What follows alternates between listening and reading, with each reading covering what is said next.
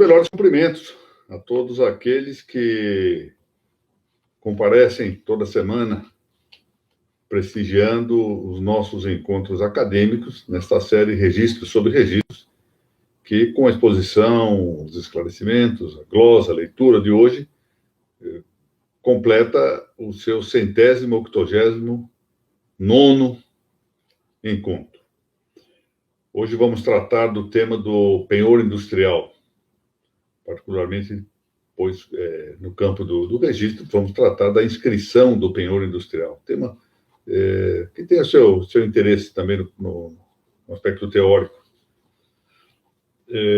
Quero cumprimentar o Dr. Flaviano Galhardo, digno presidente da ARISP, cuja liderança tenho observado muito isto nesse momento de dificuldade da vida econômica nacional, tem sido de grande relevo no campo da atividade registral. Não só paulista, mas brasileira, é preciso que se diga.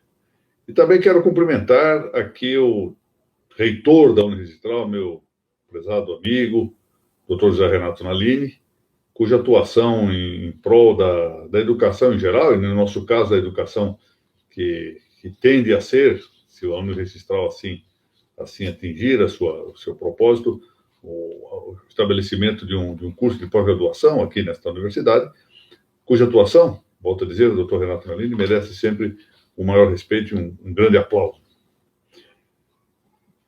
Cumprimento, pois, aos assistentes desta nossa reunião, não deixando de consignar, entretanto, a saudade que tenho dos nossos encontros na sede da Uniregistral, no belíssimo estúdio da Uniregistral, com um grupo competente daqueles que cuidam do serviço técnico e administrativo da universidade, da TV Registradores, da ARISP.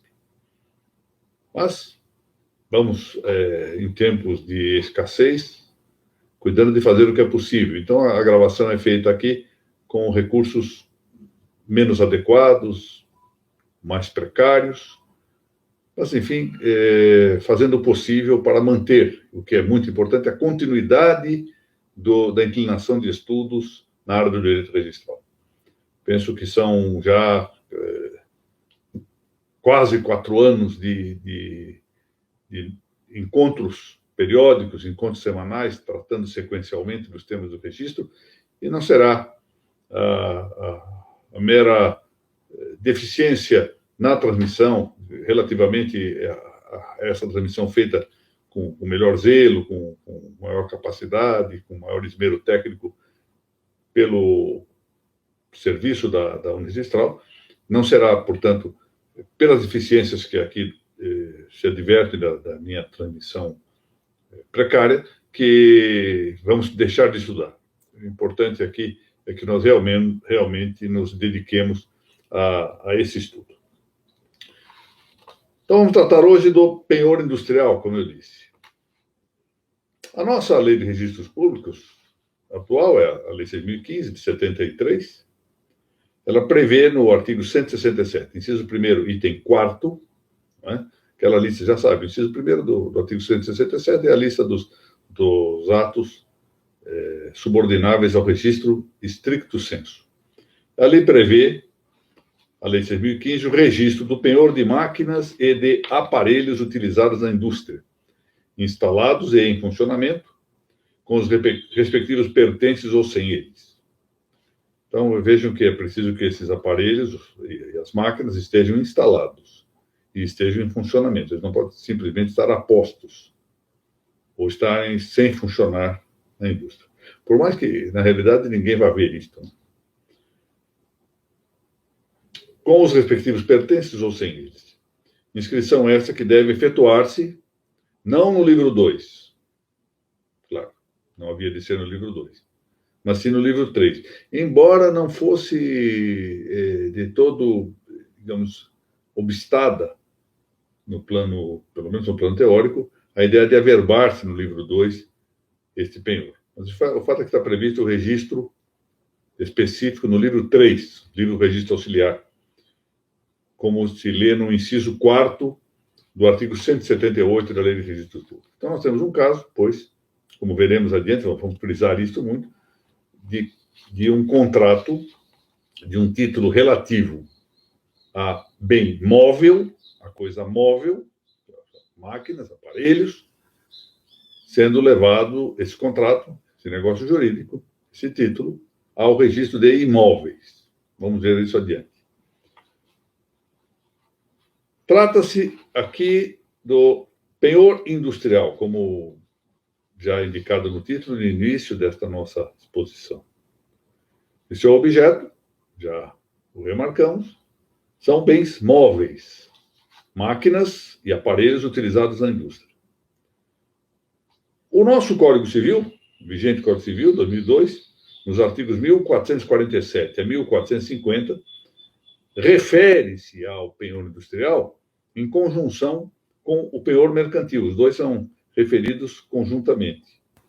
E, com isso, fazem a indicação de que o instrumento de sua instituição, seja um instrumento de caráter particular ou público, está previsto na lei, deva inscrever-se no cartório de registro de imóveis, embora sejam bens móveis os objetos dos contratos de penhor industrial.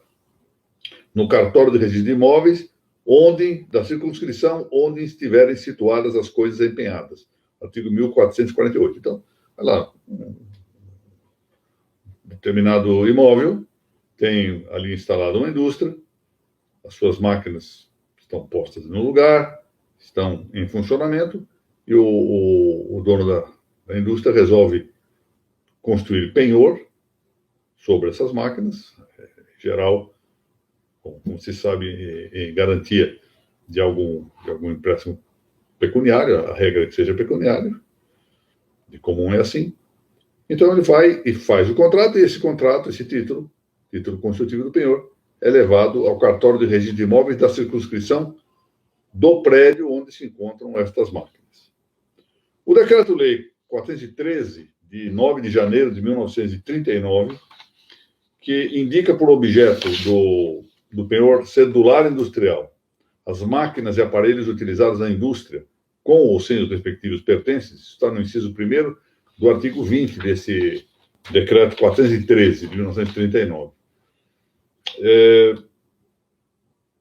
Traz a previsão no artigo 30, no sentido de ser de acordo com a natureza da garantia constituída, a inscrição, aspas, no cartório de registro de imóveis da circunscrição do local de situação dos bens objeto do penhor cedular, da alienação fiduciária ou em que esteja localizado o imóvel hipotecado.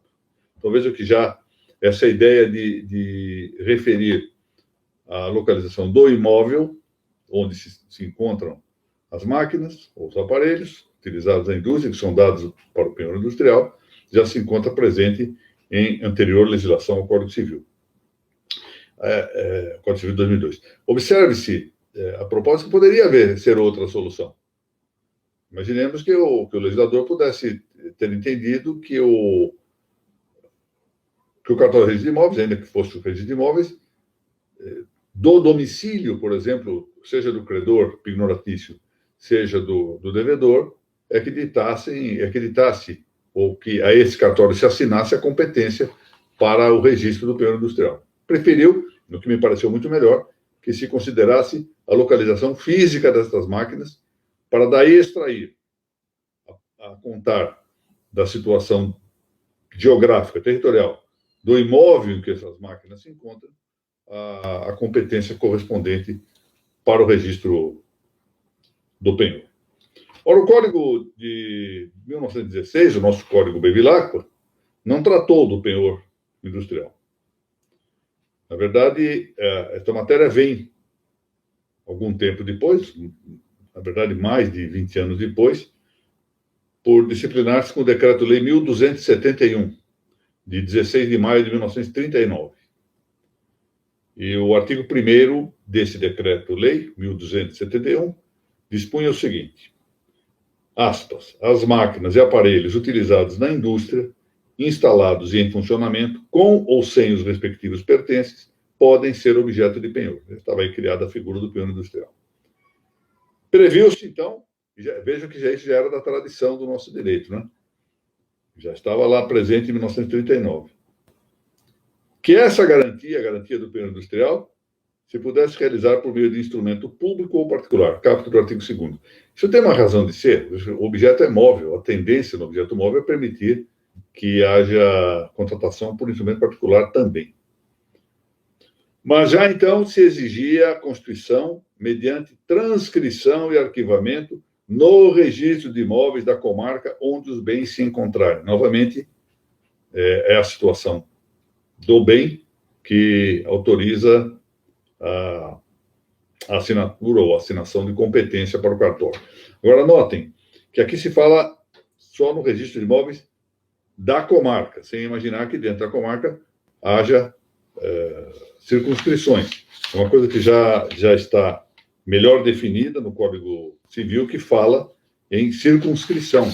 Portanto, dentro da comarca, a região segmentar em que se encontra a máquina é a que vai corresponder à caracterização da competência do registro do penhor industrial. E aí também deveria averbar-se eventual prorrogação do prazo do contrato pignoratício, está previsto no parágrafo 3º do artigo 2º desse Decreto-Lei 1271. Salientemos que há uma previsão no parágrafo 2º do artigo 2º do mesmo Decreto-Lei que importa na suscetibilidade de a legitimação registral correspondente não ser necessariamente relacionada à titularidade do prédio. Olha que norma muito interessante. Vou ler. O locador do imóvel, onde estiverem situados os bens empenhados, deverá dar o seu consentimento por escrito no próprio instrumento de constituição do penhor, sob pena de nulidade deste. Então, veja qual é a situação. O que é que diz a regra? Diz assim, ó, eu sou proprietário do imóvel, eu dou o imóvel em locação, o meu locatário indica a máquina que ele instala nesse prédio para o penhor industrial. Eu, locador, que não sou proprietário da máquina, devo consentir por escrito, ou seja, de maneira textual, no instrumento de constituição do penhor, seja título particular, seja público, para permitir a constituição dessa garantia. Para dizer que não se exige para o registro, haja, pois, o contrato de celebrar-se com o proprietário do imóvel, onde se situem as máquinas e os aparelhos empenhados. Mas sim que, sendo diverso o proprietário do imóvel e o locatário devedor pignoratício, haja o locador, ao menos, de consentir, ele, proprietário do imóvel, consentir. Note-se também que embora aqui não esteja dito, na expressão locador do imóvel, está-se a pensar no proprietário, não é aquele que simplesmente exerce uma posse jurídica sem ser proprietário. Então, imaginemos, Tício, proprietário do imóvel, Semprônia, locadora, e Caio, o locatário. Semprônia tem, por alguma razão, imaginemos que ela seja titular de usufruto do imóvel. Então, o que a lei diz aqui, ao falar de locador do imóvel, não é propriamente aquele que dá em locação sem ser proprietário. A ideia da lei é que o proprietário do imóvel deva concorrer para a constituição do penhor.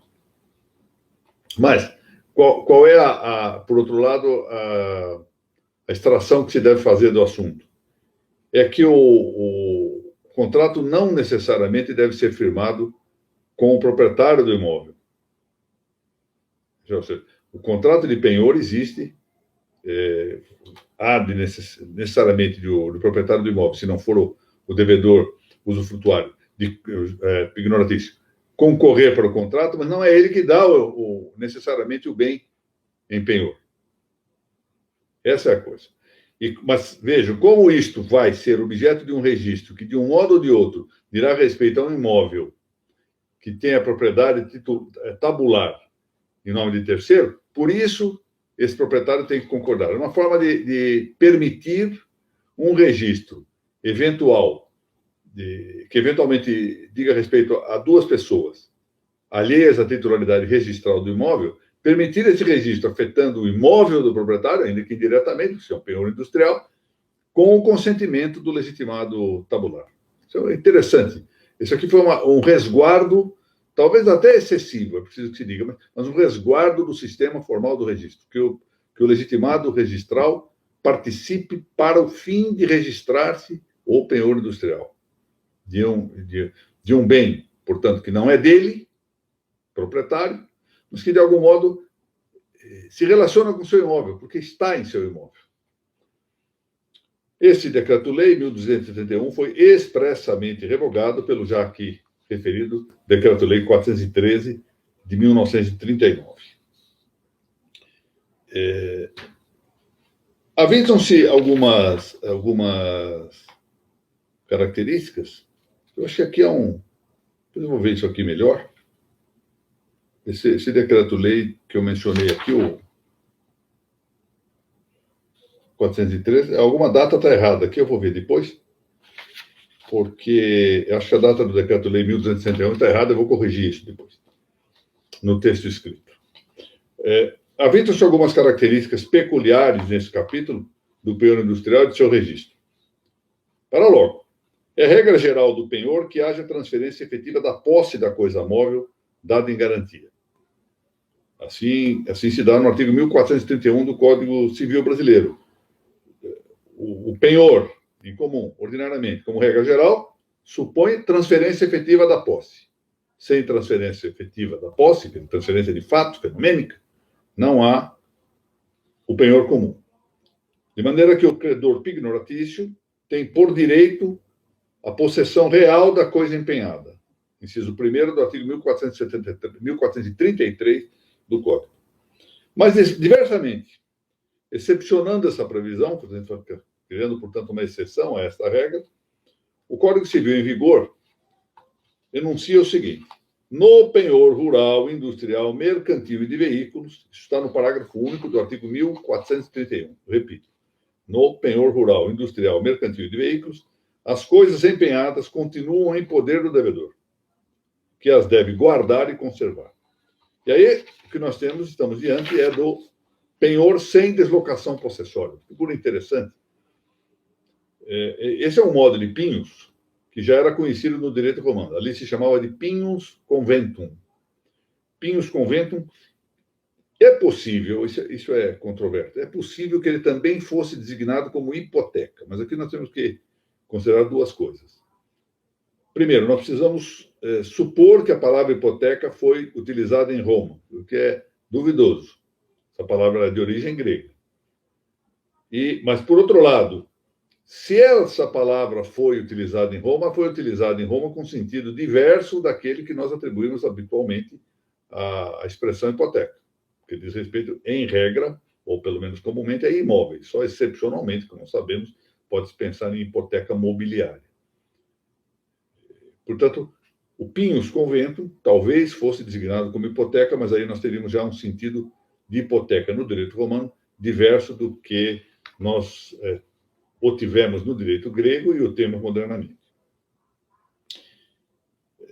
Salientemos aqui que o pinhus conventum tinha uma característica.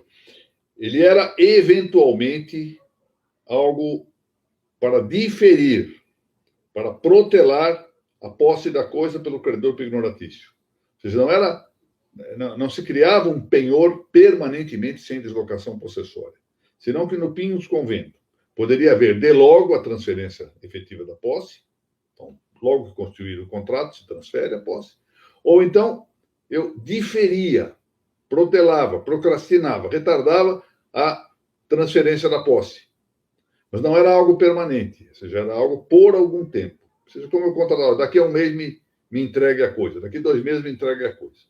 Isso é um quadro completamente diverso da situação brasileira, em que a falta de deslocação da posse da coisa é algo central, nuclear, permanente, por outro lado, no nosso direito.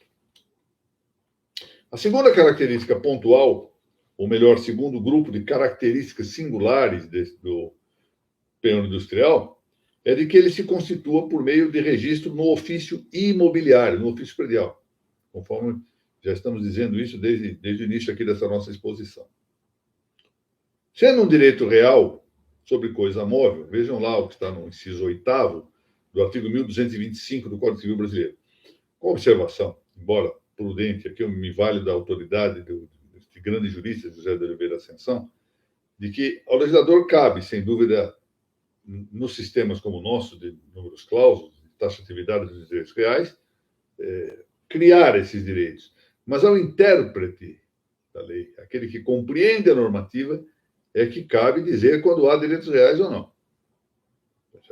Não é simplesmente da letra da lei que se extrai a existência ou não do direito real. Em todo caso, tratando-se de penhor, portanto, relativo a algo, uma garantia relativa a coisa móvel, está previsto no Código Civil Brasileiro, no inciso 8º do artigo 1225, que essa figura constitui direito real, e assim o é, efetivamente.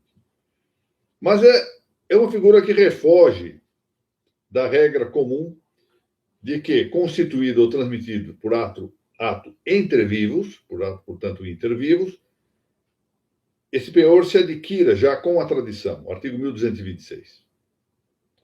Em regra, a constituição de direito real sobre coisa móvel por ato intervivos se constitui com a tradição, ou seja, com a transferência, com a entrega da coisa objeto do direito. A palavra tradição, que vem do latim traditio, traditionis, significa exatamente isto, entrega. Isso já se previa em nosso Código Civil de 1916, no artigo 675, numa norma a cujo propósito Cláudio Vilacqua, que foi o grande comentarista desse código, ao lado de Carvalho Santos, porque Cláudio foi quem elaborou o seu projeto, disse o seguinte: a necessidade social de tornar pública a transferência dos direitos reais que prevalecem erga omnes criou para os móveis a tradição e para os imóveis a transcrição. Essa é a regra geral. Por que razão isso se dá assim? Porque a posse constitui a notoriedade do domínio. Então, nós temos duas formas de notoriedade ou publicidade. Uma pela posse, outra pela transcrição ou pelo registro. Então, só o fato de alguém estar na posse de um móvel, faz presumir o domínio correspondente. E, diversamente, quanto aos imóveis, só o fato de haver o registro, a transcrição, leva à legitimação registral, ou, quando o caso, a fé pública registral correspondentes. De maneira que nos chamados contratos reais, que são penhor, depósito, comodato, que tem por objeto um bem, uma res, por isso essa expressão reais, a tradição, cujo sentido clássico é o de entrega de algo, já dissemos, completa a relação jurídica mediante a efetiva transferência da posse. De fato, agora é uma observação importante a fazer. Em nossos tempos, houve uma mudança pouco justificada do sentido do termo tradição. Alguns vão reduzindo a ideia de tradição à transferência dominial. De fato, por antonomasia, pode ser assim. A tradição, no âmbito da propriedade, no âmbito dos negócios jurídicos, sobretudo relativos a direito real, a tradição, por antonomasia, como valor principal, representa efetivamente essa ideia de transferência de domínio, transferência de propriedade. Mas não é assim, de maneira tal que possa isentar ou imunizar as demais constituições de direito real. De modo que nós vamos ver que no caput do artigo 1431 do Código Civil Brasileiro, que o legislador preferiu usar 4 vocábulos em vez da palavra tradição, ou seja, tinha um vocábulo pronto, vocábulo tradição, uma indicação sintética, uma enunciação concisa, e resolve abdicar dessa enunciação clássica, concisa, para substituí-la por 4 vocábulos, transferência efetiva da posse, em vez de falar tradição. E com isso ele ladeia, substitui a palavra tradição e repete, no mais, a letra do artigo 768 do artigo 1916.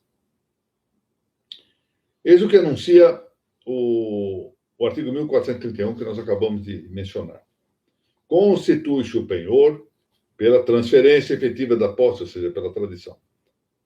Repito, constitui-se o penhor pela transferência efetiva da posse, que, em garantia do débito ao credor ou a quem o represente, faz o devedor, ou alguém por ele, de uma coisa móvel, suscetível de alienação.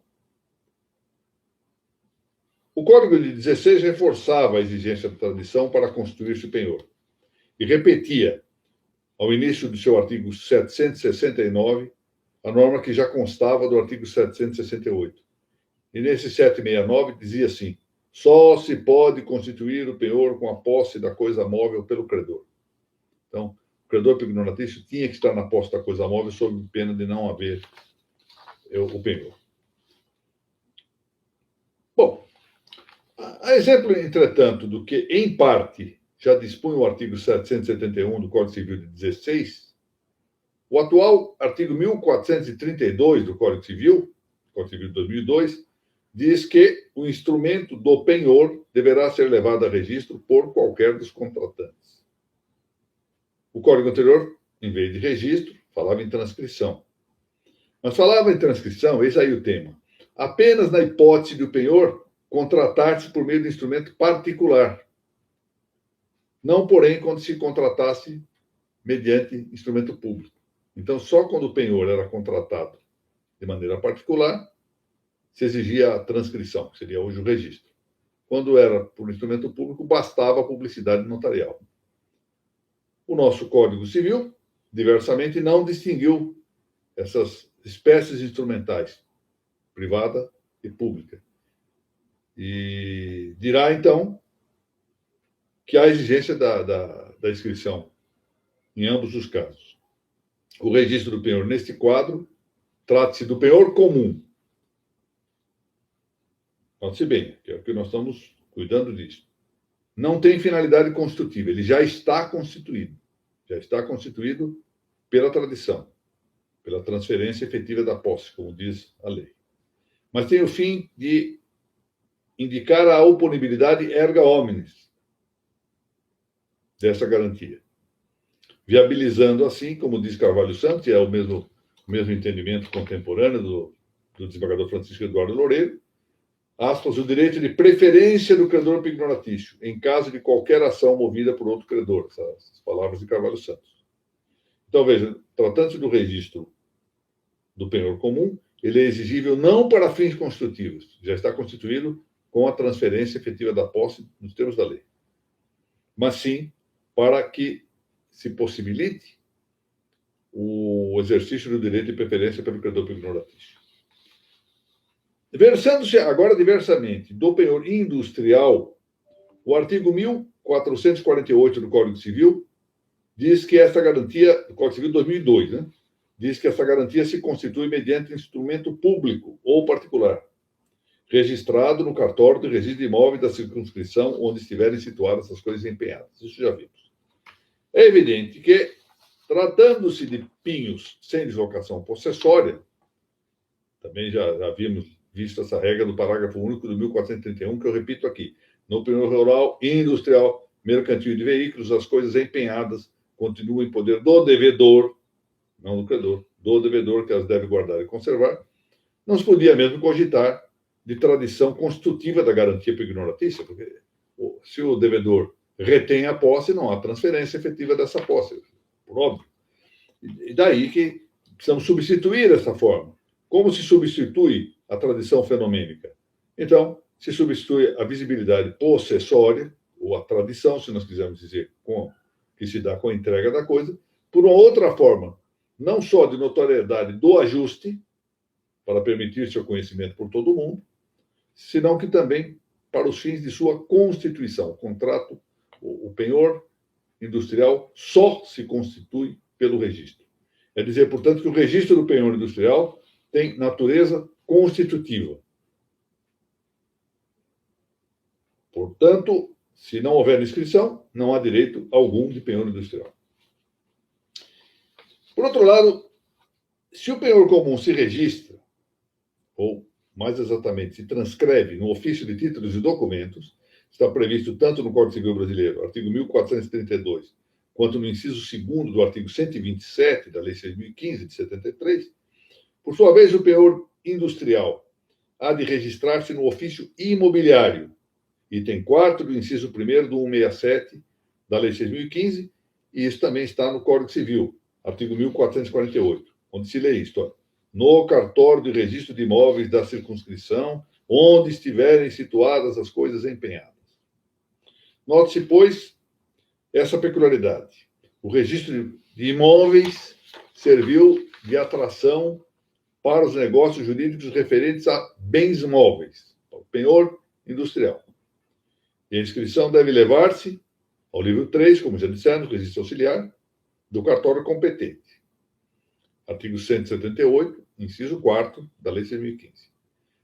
Isso explica pelo fato do livro Registro Auxiliar do Ofício Imobiliário destinar-se, abro aspas, para ler o que consta do artigo 177 da Lei 6.015, destinar-se ao registro dos atos que, sendo atribuídos ao registro de imóveis por disposição legal, não digam respeito diretamente ao imóvel matriculado. Que é isso? Não diz respeito diretamente ao imóvel. É algo que está no imóvel. É algo móvel que está no prédio. Mas resta aqui uma pergunta importante. Por qual razão se terá escolhido o registro predial, o registro de imóveis, para convocar, para atrair o penhor de máquinas e de aparelhos utilizados na indústria? Ou seja, por que bens móveis têm negócios jurídicos sobre eles levados para o registro de imóveis? No primeiro momento, ou seja, aparentemente, deve pensar na circunstância de terem os cartórios imobiliários competência secundum locum, ou seja, competência geográfica, territorial. Competência esta que não se assina, por exemplo, para o ofício de títulos e documentos. Mas isso não excluiria possível solução diversa. Bastaria que o legislador assinasse uma circunscrição territorial ao cartório de títulos e documentos, ainda que fosse segmentada apenas para o fim da transcrição do contrato de penhor industrial. Bastaria isso. Parece, e isso eu até vou contar aqui o que eu vi exatamente do grande conhecedor do registro público brasileiro, que foi meu saudoso amigo Gilberto Valente da Silva. Parece que, em favor do ofício imobiliário, conspirou a larga experiência de bons trabalhos do registro de imóveis no Brasil. Sendo certo que era um tanto mais jovem, não muito mais jovem, mas um tanto mais jovem, aí cerca de 50 anos, o registro de títulos e documentos, que foi criado aqui no Brasil com a Lei 973 de 1903, dia 2 de janeiro. Bom, por fim, digamos que o registro do penhor industrial no ofício imobiliário competente é requisito infranqueável de sua existência jurídica. Tem que registrar sob pena de não existir o contrato de penhor industrial, não existir não existir o penhor industrial como direito real. Não se podendo substituir este registro pela transcrição em títulos e documentos, ainda que se admita que no ofício de títulos e documentos possa haver a transcrição para fins de conservação, inciso 7 do artigo 127 da Lei 6.015. Nada impede que se registre nos dois cartórios. Pode ocorrer até mesmo de um imóvel em que se encontram os bens objeto do penhor industrial não estar matriculado no cartório competente. Interessante isso. O imóvel não está matriculado. Suponham, por exemplo, que tenha havido mudança de circunscrição, o imóvel seja objeto de uma matrícula ou transcrição no cartório anterior, de competência antecedente. Isso não altera a competência atual do cartório da circunscrição do imóvel, da localização do imóvel, da situação do prédio, para registrar a garantia em seu livro 3. Portanto, não está diretamente vinculado à exigência de matrícula ou de transcrição desse imóvel no mesmo cartório em que se deva fazer o registro no livro 3. Quais são os requisitos do título institutivo do penhor industrial? Bom, eles são previstos expressamente no artigo 1424 do Código Civil. O valor do crédito, sua estimativa ou valor máximo. 2, o prazo fixado para pagamento. 3, a taxa de juros, se houver. 4, o bem dado em garantia com as suas especificações. Não se restringe, por fim, seu registro, isso é interessante observar, a arrogação do legitimado tabular do imóvel, em que se encontrem as máquinas e os aparelhos empenhados. Até porque, como vimos, não necessariamente o devedor pignoratício há de ser o proprietário do imóvel. Isso já era da tradição brasileira. Nem se impede haja tantos registros sucessivos quanto sejam as alterações dos lugares em que se achem de fato estes bens. Esse é um outro problema. Essas indústrias, às vezes, mudam de lugar, e cada vez que muda de lugar, deve também realizar registros acerca deste penhor industrial. Me perguntaram, mas por que razão isto? Porque a publicidade é dada, quem vai buscar a publicidade vai buscar no cartório da situação do imóvel. Então, imaginemos o seguinte, estou aqui em Santana do Parnaíba, e aqui se cria uma indústria, em um determinado imóvel, faz o registro do penhor industrial das máquinas, tempos depois, o proprietário desta máquina resolve mudar o local da sua indústria e leva, por exemplo, para Jundiaí. E lá se instala e leva a máquina. Ora, a importância publicitária de que quem vai procurar saber se as máquinas estão ou não sob penhor, foram dadas ou não em garantia, imaginemos que alguém vai comprar essa indústria e quer saber como é que estão essas máquinas. Vai procurar no cartório da situação do imóvel. Por isso que se admitem registros sucessivos do penhor industrial. Não é feito apenas um primeiro registro. Se houver mudança de localização dessas máquinas, mudança de circunscrição e comarca, notem bem, dentro da comarca, muitas vezes, também é preciso pensar nas mudanças circunscritivas, das circunscrições segmentares dentro da comarca, deve haver registros sucessivos. E, por fim, cabe também referir aqui a averbação de cancelamento ou da extinção do penhor, como está previsto no item 2º do inciso 2º do artigo 167 da Lei de Registros Públicos. Ou, em contrário, a eventual prorrogação do prazo de seu ajuste, que já deveria ter constado na inscrição do livro 3 inicial. E com isso terminamos aqui a referência ao registro do penhor industrial. E tem alguns aspectos teóricos muito interessantes aqui a debater. Como a prática não leva muita dificuldade, nem sempre nós nos atentamos para alguns aspectos doutrinários, teóricos de grande relevo, de grande interesse aqui nesta matéria. Infelizmente, eu havia dito algumas vezes já isso, esses trabalhos de conclusão de curso nas universidades deveriam exatamente suscitar discussão de questões assim. Vamos estudar o penhor industrial, em vez de ficar estudando só normas mais gerais, já tratadas, são importantíssimas, claro, são importantíssimas, mas não devem ser só aquelas a que devamos dedicar a nossa atenção. Bom, terminada aqui essa nossa aula, número 189, eu quero mais uma vez agradecer o patrocínio da ARISP e da Uniregistral. Dr. Flaviano Galhardo, que lidera nesse momento a organização dos registros imobiliários, de modo geral, coordena isto, organiza isto, ou co-organiza isto no território paulista, e dando também a sua contribuição no cenário nacional. E ao Dr. Renato Nalini, que se tem muito esforçado pelo êxito da Uniregistral. A ambos os meus agradecimentos.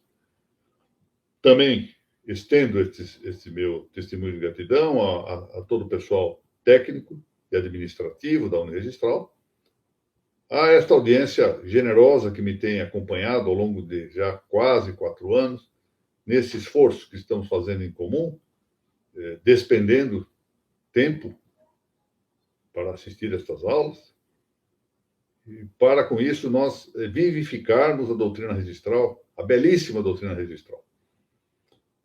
Muito bem, nos vemos, se Deus permitir, na próxima semana.